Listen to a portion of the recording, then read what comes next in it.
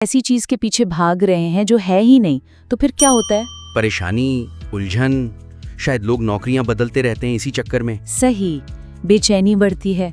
उसके बजाय जो मुतबादिल सोच है वो ये कि असल इत्मीनान, असल दिलचस्पी तब पैदा होती है जब आप किसी काम में माहिर हो जाते हैं। महारत से, शौक ढूंढने से नहीं। जी, जैसे वो स्टीव जॉब्स की मिसाल है। उन्हें शुरू में कंप्यूटर से ज्यादा वो रूहानियत, फलसफे में दिलचस्पी थी। अच्छा। एप्पल बनाने और उस काम में कमाल हासिल करने के बाद उनका पैशन बना, पहले से नहीं था। तो ये पैशन हाइपोथेसिस, मतलब ये शौक वाली थ्योरी, ये खतरनाक क्यों है फिर?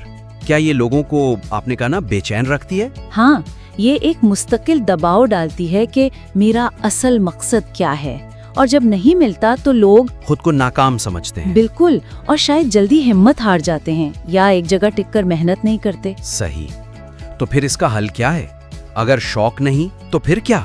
हल है कारीगर वाली ज़हनियत अपनाना, मतलब क्राफ्ट्समैन माइंडसेट। कारीगर वाली ज़हनियत, वो क्या होती है? इसमें आप ये नहीं पूछते कि दुनिया मुझे क्या देगी या ये नौकरी मेरे शौक की है या नहीं।